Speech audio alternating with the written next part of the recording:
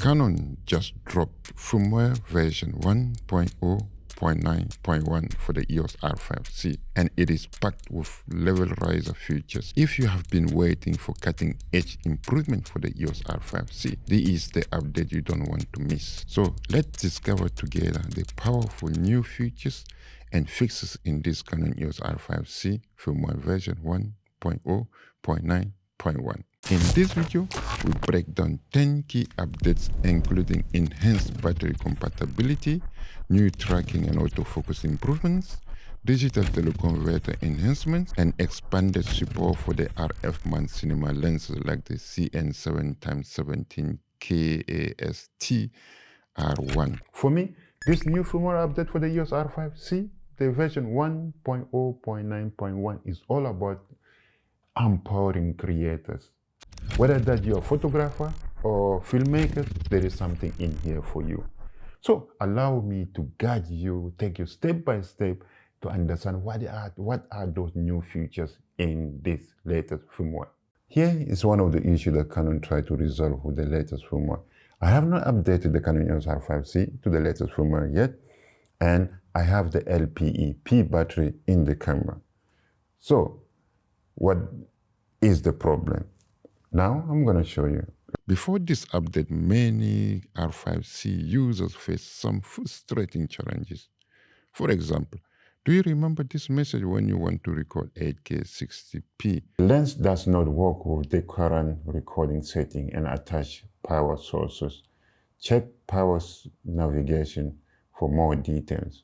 Some people call it Canon triple hammers. And also, in the photo mode, you have an excellent AF capability, but then autofocus in the video mode lag terribly during fast-paced action shots, and many other challenges that I'm not able to list all of them here. But now, Canon has addressed those issues with the latest firmware. So let me show you how to make the most of those new features. Update number 1, battery pack LPEP compatibility. Imagine you shooting a dynamic wedding, right, where slow motion is key. With this update, with the battery LPEP, now Canon has unlocked the full functionality of the Canon EOS R5c without no compromise. Do you remember this battery pack LPE6P that was launched with the Canon R5 Mark II, which has more power than the LPE6? The firmware version 1.0.9.1 enabled full functionality with the Canon's new battery pack LPE6P. This means you can now shoot 59.94p with raw light directly without needing external power source to the camera. For those of us filmmakers who rely on high frame rate slow motion shot, there is a massive win. With this update, you get the power and the flexibility to capture every frame without compromises. But this update changed everything. Before the firmware 1.0.9.1, when you have the LPE battery in the camera and also the LPEP, if you want to record raw LT 8K 60p, you see this message coming up and you are not able. And also if you want to use certain lenses or just with the LPE without adding an external power source, you're not able to do it. That is, for me, that is a game changer. Update number 2, digital Tele-Converter icon display. Imagine you have extended right in the camera, allow you to even zoom further with the lens already attached to the R5c. The digital Tele-Converter gives you that extra zoom length, but most importantly, without losing any image quality. Great, right? But now the firmware allows this digital converter icon now to be appear on the main recording display in a DISP level 2. All right, how to activate the digital Tele-Converter? It's just simple. So let's go to menu, and in the menu, let's go to camera setup. And in camera setup, let's navigate to number 5. And number 5, you can see at the bottom there, digital Tele-Converter. And it's now off, we just turn it on. So you just select one of those, 1.5 or whatever the number that you want. So let's select it. So if we come out of the menu, so we can see right and the screen there is at 1.5 times. Even to improve it, to make it better, so I have one more tip for you. Now let's set up a button in order to activate and then navigate between the different converter. So let's go to menu and let's go to button, assignable button. Well, here in the assignable button, for now, the button number 10 is for the recording, but I'm not using as a recording button. So now let's see. Yeah, the button number 10 is just empty now, has nothing there. I'm going to assign it to digital Tele-Converter. So let's select. So let me go find where I can find Tele-Converter. Oh, here it is. So here, digital Tele-Converter. So I click on it. And now the button number 10 is assigned to Tele-Converter. So let me come out of the menu. So you can see now it's a 1.5, right? So let me press the number 10. So I press the number 10, it's now say 2.0. And I press it again, it's a 2.5. And you can see how it's cropping the image. It begin even more close. It's like you have put a zoom lens and then you zooming between the different focal lengths, but it is just done digitally. And then let me press one more, that is 3. And you press one more, and then you're completely out of the Tele-Converter. It's basically deactivated now with that button. This is small, but for me, it's really powerful. Because before, if you're using digital Tele-Converter, you cannot see it when it's active or not.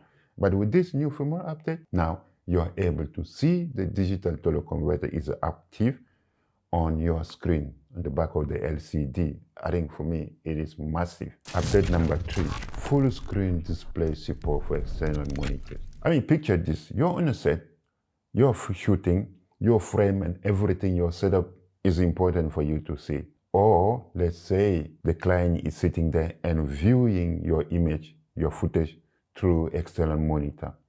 And now, what Canon has added is that with the full screen display, you're able to show them through the external monitor clutter-free frame, which there is the setting that is important for you as the gaffer. They don't have to be dealing with that. So it can clean, immersive. I think also it is game changer, especially for editor, for directors, and for client. This one is all about the bigger picture, right? You can now apply full screen display to an external monitor using the peripheral border display setting. This is perfect for director or client who need a clear, distraction-free view during your shoot. So how we set it up? Let's connect the camera to an external monitor via HDMI. I have the Ninja 5, so I'm going to connect it to the Ninja 5 via the HDMI. So here how you set it up. So let's go to the menu and go to monitoring setup. First, OSD output HDMI, you need to have it on. And secondly, you go to apply periphery border. And in apply periphery border, you have to put it on display level 2. So you select display level 2, and that's how you set the camera. So then from now on, so whenever you press the display button, here you have 3 options. So when you press the display button, initially you have this one with all your settings that you need in your screen are here, or you can choose the periphery border. So it means all the setting is around the periphery, is not in the screen itself. So inside the square, you can see that's your screen. That's where you monitor your frame. So here is the full screen display. So nothing. And the only thing that is here is the standby to show you if you press recording, then you can see that you are recording. So that's all. But none of the rest of the settings are here visible. Update number 4, tracking by touch priorities. I think that's new, absolutely new. Imagine shooting sport, fast activity, fast sport, or wildlife. Now you can lock your focus instantly. Now Canon has added with this firmware 1.0.9.1 a new tracking by touch priority function, allowing you to initiate subject tracking with a simple touch on the LCD screen. This is incredibly handy for fast-moving subject, ensuring you never miss a critical moment. All right, let's quickly set the tracking by touch priorities. So we go into menu and we have camera setup and we go number 5. And here we have tracking by touch priorities and we let enable it. So now it's enabled. Everything else, let's keep it this way. So basically what does mean is that when we press the screen, let me come out of the full screen first. So I'm out of the full screen. And now let's touch. You can see a square on the head of that little dummy or actor that I have here. So basically she's now moving. So I need to find a way to make her move so that we can see if the tracking gonna track or continue tracking or not. So let me see. You can see it's tracking her. Forward, stay tracking. Tracking. Ziggy, still tracking.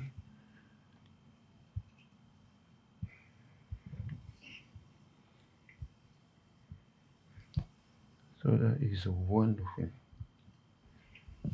That is wonderful. This feature is a game changer for fast-moving subjects such as like athletes, such as like wildlife, such as like birds, such as like children running around. Is a game changer. Update number 5, movable AF frame and focus guide. This making focusing faster and intuitive, especially for dynamic shooting mode. Dynamic shooting environment or situation. In certain shoot I had in the past, touching on the LCD to move my AF point doesn't work. Now Canon added the ability to drag the AF frame and focus guide directly on the screen. This makes adjusting focus point on the fly so much intuitive. So how you set it up? So in order for us to use the movable AF frame and focus guide, so first we need to enable the focus guide. So let's go to the menu. And here we have the focus guide. So let me turn on the focus guide. So now the focus guide is on and the lens is on AF.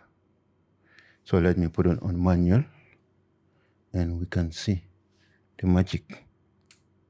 So now it's in manual. So you can see the focus guide, right?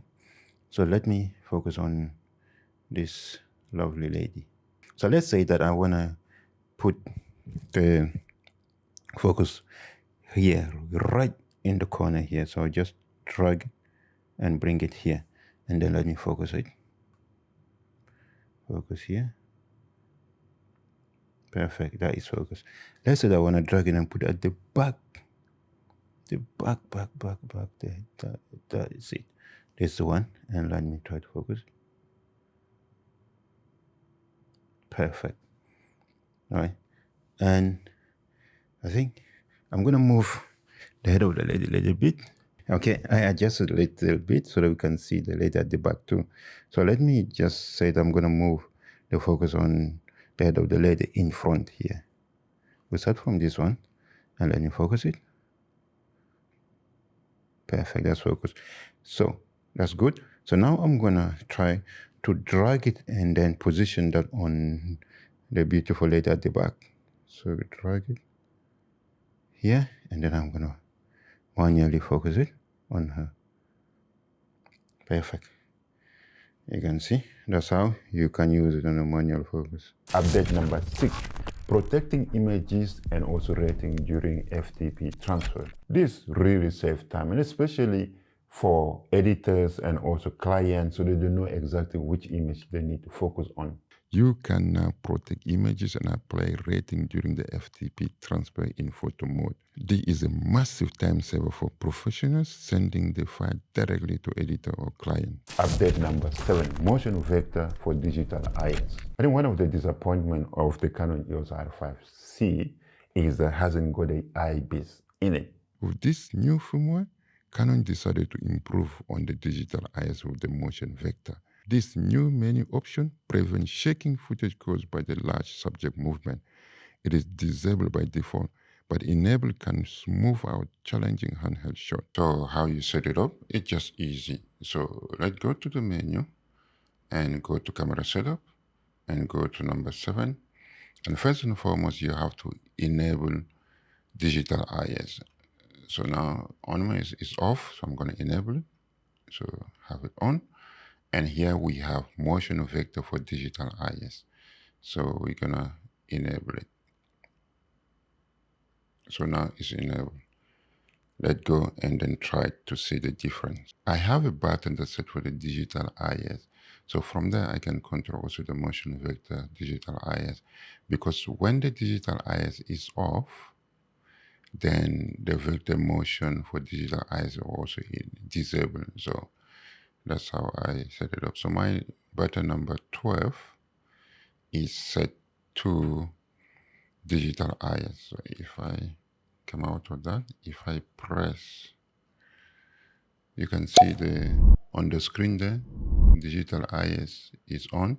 If I press number 12, digital IS is gone. If I press it back, digital IS is on. And every time that there's a digital IS, you can see the crop, a little bit of crop on the image. Let's try to vlog with motion vector for digital IS, enable or disable to see the difference. I disable the digital IS and I'm vlogging and I'm walking around. It's a heavy setup that I have in my hand. So I'm walking a little bit faster and like this and like this. And now let's enable the digital IS and see the difference. Now the digital IS is enabled, and also I am doing the same movement, walking around and here and there. And let's see if there is a massive difference that the digital IS, the movable subject for digital IS is making a massive difference. This is great for vloggers and especially also for handheld documentary filmmakers, because it will eliminate unwanted jitters, especially for fast-moving subjects. Update number 8, improve menu navigation for USB mode. I'm no Android user, but this change will make it easier for Android user how to use the Canon apps. As an Apple user, I never had an issue with connecting via USB and never tried with Android. Now with this firmware, the USB mode option has been renamed to Canon Apps GPE2 for better clarity when connecting Android device or Canon apps. So how you set it up? You go to menu, system setup, USB mode, and select Canon Apps GPE2. Update number 9, RF cinema lens support.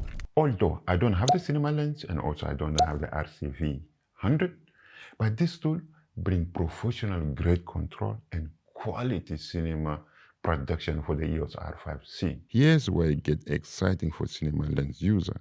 The firmware now supports the RF cinema lens CN7x17 KASTR1 with features like chroma aberration correction, dual pixel autofocus, and remote operations. As I don't have the lens and also I don't have the RCV 100, I'm not able to demonstrate it. But this tool brings professional grade control and quality to cinema productions. Number 10, minor bug fixes. And finally, the update addresses minor issues that improve overall stability and performance of the Canon EOS R5c. So my friend, is the firmware 1.0.9.1 worth the upgrade? Absolutely, yes. From expanded compatibility to powerful new features, this update resolves major pain points and adds valuable tool for both filmmakers and photographers.